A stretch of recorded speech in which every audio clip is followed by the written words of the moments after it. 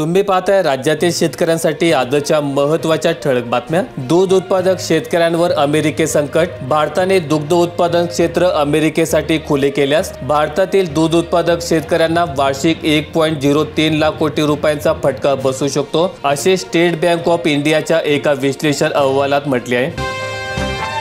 शिवसेना धनुष्यबाण कोणाला मिळणार, आता फैसला महापालिका निवडणुकापूर्वी। सर्वोच्च न्यायालयात उद्धव ठाकरेंच्या याचिकेवर ऑगस्टमध्ये अंतिम सुनावणी।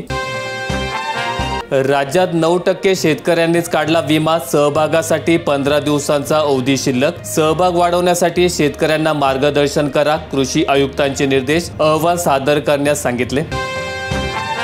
वर्तन बदला नाहीतर घरी जावे लागेल, एकनाथ शिंदे यांची तंबी। वादग्रस्त मंत्री आमदारांना बैठकीत सुनावले, कारवाई करायला मला आवडणार नाही।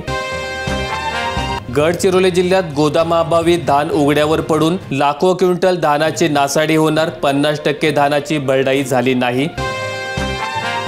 जळगाव जिल्ह्यात 31,000 शेतकऱ्यांना मदतीची प्रतीक्षा, खरीप हंगामात अडचण। एप्रिल ते जून दरम्यान 16,000 हेक्टरपेक्षा अधिक क्षेत्राला अवकाळी पाऊस आणि वादळाचा फटका। खरीप हंगामात शेती साहित्य खरेदीसाठी पैसे नाहीत। जळगाव जिल्ह्यात 10,000 शेतकऱ्यांची भरड धान्य खरेदीसाठी नोंदणी, सर्वाधिक नोंदणी पारोळा तर यावल केंद्रावर सर्वाधिक कमी नोंदणी। अकोला जिल्ह्यात मजुरांची शेतीकडे धाव, राज्यात रोहयोच्या कामांवर संख्या निम्म्यावर। रोहयो कामांवर 4.37 लाख मजुरांची उपस्थिती। निकष बदलताच 8 वर्षात मिळालेल्या 51% रकमेला शेतकरी मुकणार, केवळ पीक कापणी उत्पन्नावर विमा नुकसान भरपाईची अपेक्षा। 16,590 कोटी रक्कम मंजूर। नाशिक जिल्ह्यात पीक विम्याचे बोगस अर्ज, 250 केंद्रांवर कारवाई। कृषी मंत्री माणिकराव कोकाटे यांचं ग्वाही, फौजदारीचाही इशारा दिला।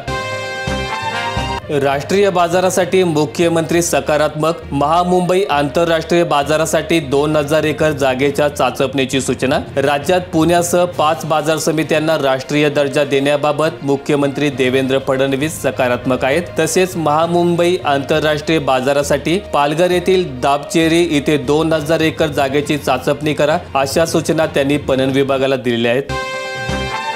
अलमट्टीची पातळी वाढली, 517.50 मीटरची बॉर्डर लाईन ओलांडली। धरणात 95.47 TMC साठा।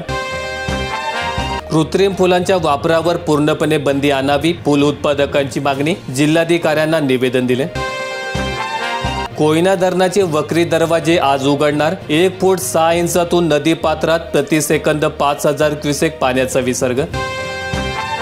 7/12 कोरा करण्याच्या मागणीसाठी नागपूर तुळजापूर महामार्ग ठप्प, शेतकऱ्यांचा न्यायासाठी लढा तीव्र। माजी आमदार बच्चू कडू यांच्या नेतृत्वाखाली 7/12 कोरा यात्रेमुळे नागपूर तुळजापूर महामार्ग ठप्प झालाय। महामार्गावर वाहनांची मोठ्या प्रमाणात रांगा लागल्याचं पाहायला मिळतं।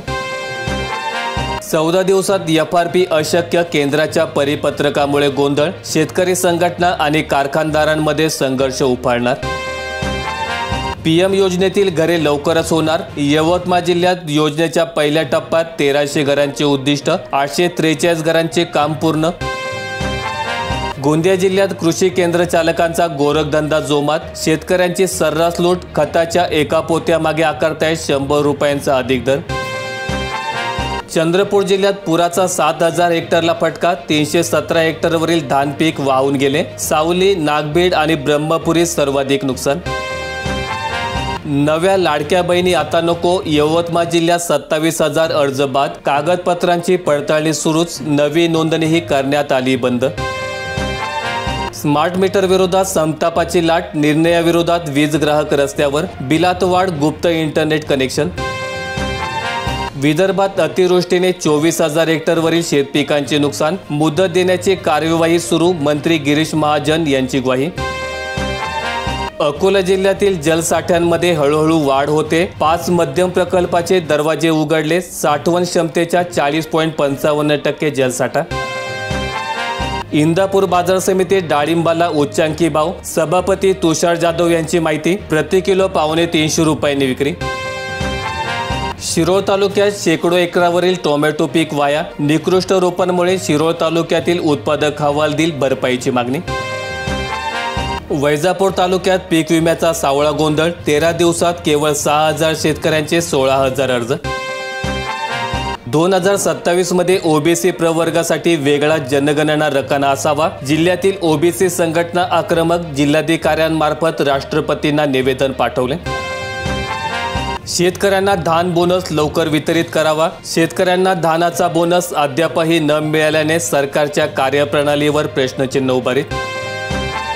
वर्धा जिल्ह्यात पावसाचे संकट, 3,000हून अधिक हेक्टरवरील पिके धोक्यात, 143 गावातील शेतकऱ्यांना फटका बसला, कृषीसह महसूलकडून पंचनामे सुरू, शेतकऱ्यांना झालेल्या आर्थिक नुकसानीची भरपाई देण्याची मागणी। मलकापूरमध्ये लंपीचा शिरकाव, एका बैलाचा मृत्यू, चिंता वाढली, लंपी बाधित गायीवर उपचार सुरू, पशुसंवर्धन विभाग सतर्क, पशुवैद्यकीय अधिकाऱ्यांची घटनास्थळी भेट। मालेगाव तालुक्यात पावसाचा खंड, 13 मंडळांमध्ये 2.5 मिलीमीटरपेक्षा कमी पाऊस, दुबार पेरणीचे सावट, इतर तालुक्यांच्या तुलनेत सरासरी पाऊस कमी झाल्यामुळे शेतकऱ्यांमध्ये चिंतेचे वातावरण।